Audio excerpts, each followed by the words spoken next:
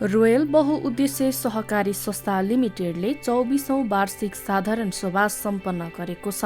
2054 सालमा काठमाडौँको वसुन्धरामा स्थापना भएको सहकारीले सहकारिताको मूल्य, मान्यता तथा सिद्धान्त बमोजिम सदस्यहरूलाई उपलब्ध गर्दै आएको सेवा तथा सुविधामा समय अनुकूल परिमार्जन गर्दै वित्तीय कारोबारको अलावा लगानीका नयाँ तथा सम्भावित क्षेत्रहरूको खोजी, अनुसन्धान तथा छनौट गरी कार्य सञ्चालन गर्दै आएको छ।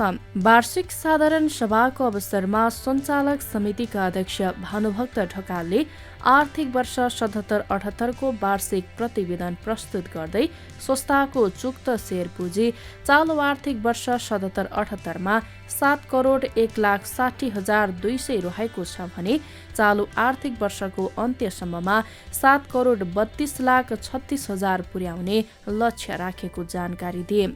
त्यसै गरी 2077-78 मा संस्थाको निक्षेप 1,18,77,96,707 रुपैयाँ 98 पैसा रहेको छ भने चालु आर्थिक वर्षको अन्त्यसम्ममा 1,56,61,05,74 रुपैयाँ 52 पैसा निक्षेप सङ्कलन गर्ने लक्ष्य राखेको छ। कर्जा लगानी तथा असुली 77-78 मा 1,02,29,72,526 रहेको छ भने चालु आर्थिक वर्षको अन्त्यसम्ममा 1,38,76,01,097 पुर्याउने लक्ष्य रहेको संस्थाका अध्यक्ष ढकालले बताए। कारोबारको स्थिति, लगानीको स्थिति, यी कुराहरू भनिरहनु भएको छ। हाम्रो विभिन्न सेवा केन्द्रहरू बाट सर्भिस उपलब्ध छ। संस्थाले सबै सेवा केन्द्रहरूको लागि आफ्नै भवन निर्माण गरेर योजनाहरू अगाडि सारिराखेको छ। संस्थाले विगतदेखि वसुन्धरा काठमाडौँबाट आफ्नो कारोबार सञ्चालन गरिरहेको छ।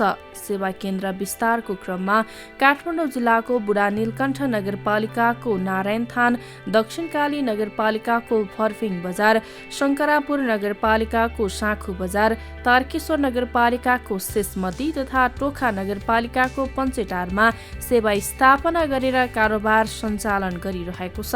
संस्थाको कार्यक्षेत्र देशभरि नै रहेको हुँदा 5 वर्षभित्र 7वटै प्रदेशमा नै संस्थाको उद्देश्य मिल्ने सहकारीहरूसँग एकीकरण गरी वित्तीय सेवाको साथै कृषि उत्पादन, प्रशोधन, भण्डारण र बजारीकरण, पर्यटन, शिक्षा तथा स्वास्थ्य प्रवर्धन तथा विकासको लागि सेवा विस्तार गर्ने योजना रहेको छ। संस्थाले आर्थिक वर्ष 77-78 मा गरेका कारोबार तथा गत वर्षसम्मको सञ्चित मुनाफाबाट शेयर सदस्यहरूलाई 15% लाभांश दिने निर्णय गरेको छ।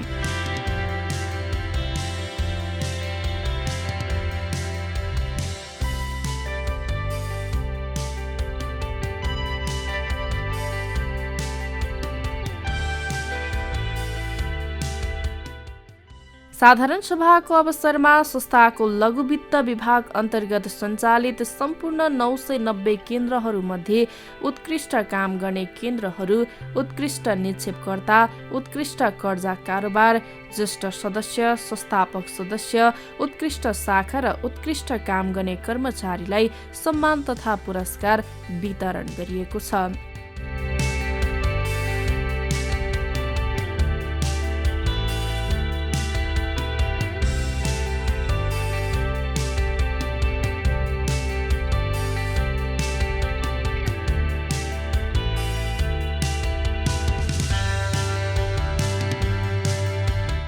कार्यक्रमका अतिथि एवं मुक्तिनाथ विकास बैंकका प्रमुख कार्यकारी अधिकृत प्रदुमन पोखरेलले विदेशी आयातलाई रोक्न सहकारी मार्फत कृषि लगानी गरेर विभिन्न कार्यक्रमहरू सञ्चालन गर्नुपर्ने आवश्यक रहेको बताए। हामीले हेर्नु पर्दाखेरि करिब 1.25 खर्बको वास्तादको आकार लिएर आज कार्य गरिरहेको अवस्थामा त्यसपछि फेरि मुक्तिनाथ कृषि कम्पनी जन्मियो। मुक्तिनाथ कृषि कम्पनीले कृषिको क्षेत्रमा यही जुन सम्भावनाहरू छ, यो सम्भावनाहरूमा चाहिँ काम गर्ने उद्देश्य हेतु जुन आएको छ र त्यसमा हाम्रो रोयल बहुउद्देश्य सहकारी संस्था भयो, मुक्तिनाथ विकास बैंक भयो, त्यस्तै मुक्तिनाथ कृषि कम्पनी भयो, जुन हाम्रो यो मुक्तिनाथ इकोसिस्टम छ यसबाट हामीले चाहिँ सहकार्य गर्दै यो मुक्तिनाथ जुन ग्रुप छ र यहाँ जुन रोयल बहुउद्देश्य सहकारी संस्थाका जुन सदस्य महिला दिदीबहिनी जीहरू यहाँको हुनुहुन्छ, उहाँहरूसँग हामीले सहकार्य गर्न सक्यौँ भने हामीले कति कुराहरू गर्न सक्छौँ। भलै हामीले अहिले चाहिँ काठमाडौँमा अथवा काठमाडौँको अगल बगलको भेगबाट हामीले काम गर्न सकौँला, तर त्यही कुरोको सिखो गर्दै अरू पनि सहकारी संस्थाहरूले देशभरि यसरी काम गर्न सक्यो। मुक्तिनाथ विकास ब्याङ्क मात्रै होइन, म आजको दिनमा मुक्तिनाथ विकास ब्याङ्क सङ्घ नेपालको अध्यक्षको हिसाबले पनि अरू पनि विकास ब्याङ्कहरू, अरू पनि वित्तीय संस्थाहरू, ब्याङ्कहरू यदि हातमा हात मिलाएर, काँधमा काँध मिलाएर हामीले हातोमालो गर्न सक्यौँ र सहकार्य गर्न सक्यौँ भने हाम्रो जुन राष्ट्र छ, राष्ट्रको चाहिँ अनुहार फेर्न हामीलाई समय लाग्दैन। म यो कुरो यहाँहरूलाई राख्न चाहन्छु। यो सहकार्य भन्नाले यसरी चाहिँ हामीले चाहिँ वित्तीय रूपले, प्राविधिक रूपले चाहिँ हामी काम गर्न सक्छौँ र हाम्रो अर्थतन्त्र कम्तीमा चाहिँ कृषिमा चाहिँ आत्मनिर्भर बन्न सक्छ भन्ने कुरो म यहाँहरूको अगाडि राख्न चाहन्छु। यसै गरी रोयल बहुउद्देश्य सहकारी संस्था लिमिटेडको उपाध्यक्ष इन्दिरा पन्तले सहकारीमा आबद्ध भएपछि शेयर सदस्यहरूको आर्थिक, सामाजिक, सांस्कृतिक परिवर्तन हुन अति आवश्यक रहेको भन्दै शेयर सदस्यहरूको खबरदारी निरन्तर हुन आवश्यक रहेको बताइन्। यो संस्थामा लागेपछि तपाईहरुको जीवन, आर्थिक, सामाजिक, सांस्कृतिक जीवन रूपान्तरण भयो कि भएन भन्ने कुरा महत्त्वपूर्ण कुरा हो। हामी कम्तीमा 2वटा केस स्टडी साधारण सभामा तयार गर्ने गरौँ र यसमा छाप्ने गरौँ। म त्यो प्रस्ताव गर्न चाहन्छु। ठिक छ, हामीले महिला समूहहरूलाई चाहिँ पुरस्कृत गर्यौँ, उहाँहरू के राम्रो गर्नुभयो, अझ के राम्रो, बेटर इज अलवेज पोसिबल भन्छ क्या, अझै राम्रो गर्ने सम्भावना बाँकी नै हुन्छ। हामी आज रोयलको ब्यालेन्स सिट चाहिँ 2 अरब पुग्यो, त्यतिमै मात्र सीमित होइन, योभन्दा धेरै गर्ने सम्भावना हामीसँग बाँकी हुन्छ। आज तपाईँ पुरस्कृत हुनुभयो, त्यही नै अन्तिम सत्य होइन, त्योभन्दा धेरै राम्रो गर्ने सम्भावना हुन्छ। त्यो कारणले गर्दा हामी केस स्टडी बनाएर कम्तीमा 2-3टा केस स्टडी यो साधारण सभामा प्रसारण गरौँ, प्रकाशन गरौँ। त्यसले पनि उत्साहित गर्छ, प्रोत्साहित गर्छ मान्छेलाई काम गर्नको लागि। साधारण सभाबाट वार्षिक प्रतिवेदन, लेखा समिति, लेखा परीक्षकको प्रतिवेदन, वार्षिक कार्यक्रम तथा बजेट लगायत अन्य विभिन्न विषयहरू पारित भएका छन्। म छलफलका विषयहरूलाई यहाँ सरर पेश गर्छु अनि यहाँले पास गर्नुहोस् भनेर चाहिँ ताली बजाइदिनु होला। अब यो संस्थाको सञ्चालक समितिको आर्थिक वर्ष 77-78 को वार्षिक प्रतिवेदन पारित गर्ने सम्बन्धमा छ। दोस्रोमा संस्थाको आर्थिक वर्ष 77-78 को लेखा समितिको प्रतिवेदन पारित गर्ने छ। संस्थाको आर्थिक वर्ष 77-78 को लेखा परीक्षकको प्रतिवेदन पारित गर्ने सम्बन्धमा छ। संस्थाको आर्थिक वर्ष 77-78 को मुनाफा बढत सदस्यहरूलाई लाभांश वितरण स्वीकृत गर्ने सम्बन्धमा छ। यो चाहिँ तपाईहरु त्यहाँ छ र हामीले तपाईहरुको उसमा चाहिँ 15% चाहिँ तपाईहरुलाई लाभांश दिँदैछौँ। तपाईहरुको खातामा 15% आउँछ।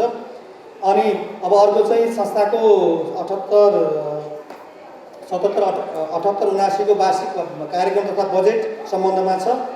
अर्को संस्थाको 78-79 को लेखा परीक्षण गर्न, लेखा परीक्षकको नियुक्ति र पारिश्रमिक निर्धारण गर्ने सम्बन्धमा छ।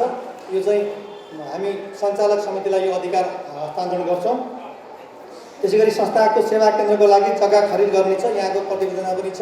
जस्तो हाम्रो यहाँ हेड अफिसको भवन बनिसकेका छ, फर्पिङ शाखाको भवन अब लगभग अन्तिम चरणमा छ।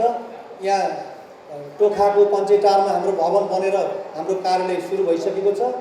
अब हाम्रो यहाँ शेषमतीमा बुढानीलकण्ठ र के भन्छ यो साथोमा जग्गा किन्ने अथवा बनिरहेको घर लिने, अब यो 5 वर्षको हाम्रो जुन यो कार्यक्रमभित्र यी कुराहरू छन्।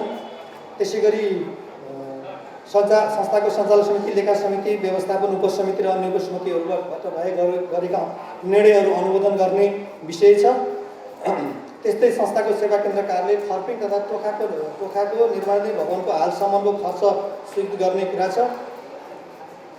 त्यसै गरी विनियम संशोधन 2054 संशोधनको विषय छ। त्यस्तै संस्थाको उद्देश्य मिल्ने सहकारी संस्थाहरूसँग एकीकरण गर्ने कुरा छ। यसमा योभन्दा पहिला हामीले 2टा संस्थाहरू एकीकरण गरिसकेका छौँ। यहाँको प्रतिवेदनमा छ। एउटै उद्देश्य मिल्ने, एउटै कार्यक्षेत्रभित्र बसेका सदस्यहरू जोडिएका मणिपुर बचत तथा ऋण सहकारी संस्था यो 32 पुतलीमा छ। त्यसै गरी अर्को यो अर्बन सहकारी संस्था पुतली सडकमा छ। यो 2टा संस्थालाई एकीकरण गर्ने र यो संस्थालाई अलिकति अलिक साइज पनि ठुलो बनाउने, कार्यक्षेत्र पनि फराकिलो बनाउने विषय छ। त्यस्तै अर्को संस्थाको दैनिक कार्य सञ्चालनको लागि आवश्यक निर्देशिका, संस्थाको शाखा तथा सेवा केन्द्रहरू सञ्चालन कार्यविधि र अन्य आवश्यक कार्यविधि तथा निर्देशिकाहरू संशोधन गर्ने स्वीकृत गर्ने कुरा छ। यहाँहरूको त्यो प्रतिवेदनभित्र पनि छ। कार्यक्रमका प्रमुख अतिथि एवं मुक्तिनाथ कृषि कम्पनी लिमिटेडका कार्यकारी अध्यक्ष भरतराज ढकालले वित्तीय कारोबारमा मात्र सीमित नरहेर गैर वित्तीय कार्यक्रमहरू सञ्चालन गर्दै राज्यलाई केही मात्रामा भए पनि टेवा पुग्ने काम गर्नतर्फ अगाडि बढेकोमा रोयल बहुद्देश्य सहकारीलाई शुभकामना व्यक्त गरे। बैंक तथा वित्तीय संस्थाहरूको चाहिँ सङ्ख्या घट्दै अवस्था गएको अवस्था पनि छ र सरकारी संस्थाहरूको चाहिँ सङ्ख्यालाई पनि अब यसले सहयोग गर्नुपर्छ र आफ्नो सञ्जाललाई यसले आफ्नो वित्तीय सेवा मात्रै केन्द्रीकृत नगरिकन अब गैर वित्तीय सेवाहरू आफ्नो सदस्यलाई दिनुपर्छ। त्यसको लागि आफ्नो चाहिँ सङ्गठन बलियो बनाउनुपर्छ भने चाहिँ यसले फेरि एकीकरण र मर्ज गरेर चाहिँ संस्थालाई चाहिँ देशव्यापी लैजाने जुन एउटा जमर्को गरेको चाहिँ छ, यो पनि एउटा चाहिँ सरकारी क्षेत्रमा चाहिँ एउटा नमुनाको रूपमा रहेको चाहिँ म यहाँलाई जानकारी गराउन चाहन्छु। म त्यसको लागि पनि म पूर्ण सफलताको कामना गर्न चाहन्छु र हामी धेरै यहाँ यो संस्थामा कार्यक्रममा आबद्ध भएका जति पनि हामी बाहिर अगाडि चाहिँ छौँ, जति पनि हामी यहाँ मञ्चमा आसीन चाहिँ छौँ, सबै हामी विभिन्न क्षेत्र व्यवसायमा आबद्ध रहेको र धेरै नेपालको राजनीतिक, सामाजिक, आर्थिक कुराहरूको जानकारी भएको व्यक्तिहरू भएको हुनाले हामीले अब धेरै कुराहरू नगरिकन म यहाँलाई छोटकरीमा के भन्न चाहन्छु भने यहाँ जति पनि वक्ताहरूले आफ्नो कुराहरू राख्नुभयो ती कुराहरू व्यवहारमा लागू गर्ने यहाँले पक्कै पनि सक्नुहुनेछ भन्ने मलाई विश्वास लागेको चाहिँ छ र जति पनि हाम्रो वार्षिक प्रतिवेदनमा लेखिएका कुराहरू चाहिँ छन् ती आगामी दिनमा कार्यान्वयन भएको कुराहरू हामीले देख्न पाइने चाहिँ छ र यी सबै कुराहरू गर्दै र आज 24औं वार्षिक साधारण सभा वास्तवमा एउटा सफलतापूर्वक सम्पन्न भएको चाहिँ छ। म यहाँहरूलाई फेरि पनि बधाई दिन चाहन्छु। संस्थाले समुदायका अति विपन्न परिवारहरूको आर्थिक तथा सामाजिक विकासका लागि लघुवित्त कार्यक्रम सञ्चालन गरिरहेको छ। हालसम्म काठमाडौँ, भक्तपुर, ललितपुर, सिन्धुपाल्चोक र नुवाकोटका विभिन्न ग्रामीण तथा शहरी क्षेत्रमा गरेर 390 केन्द्र निर्माण गरी 5823 सदस्यहरूलाई लघुवित्त सेवा प्रदान गरिरहेको छ। चालु आर्थिक वर्ष 78-79 को अन्तसम्ममा कम्तीमा 400 केन्द्र निर्माण गरी 6500 सदस्यहरूमा सेवा विस्तार गर्ने योजना रहेको छ। देशभरका कृषि सहकारी तथा कृषक समूह मार्फत उत्पादन भएका कृषि उपजहरूको बजार व्यवस्थापन तथा वितरण सम्बन्धी मुक्तिनाथ कृषि मार्ट सञ्चालन गर्ने, संस्थाका शेयर सदस्यहरूलाई सरल तथा सुलभ रूपमा स्वास्थ्य सेवा उपलब्ध गराउने, संस्थाको नामबाट एम्बुलेन्स सञ्चालन गर्ने लगायतको योजना बनाएको छ। यसैगरी सामाजिक कार्यका लागि रोयल फाउन्डेसन स्थापना गर्ने, सदस्यहरूको वित्तीय साक्षरता, पहुँच तथा क्षमता विकासका लागि संस्थाको सेवा केन्द्रहरू मार्फत कार्यक्रम सञ्चालन गर्ने भएको छ। रोयलले बनाएको योजना तथा कार्यक्रम सफल होस्, शुभकामना।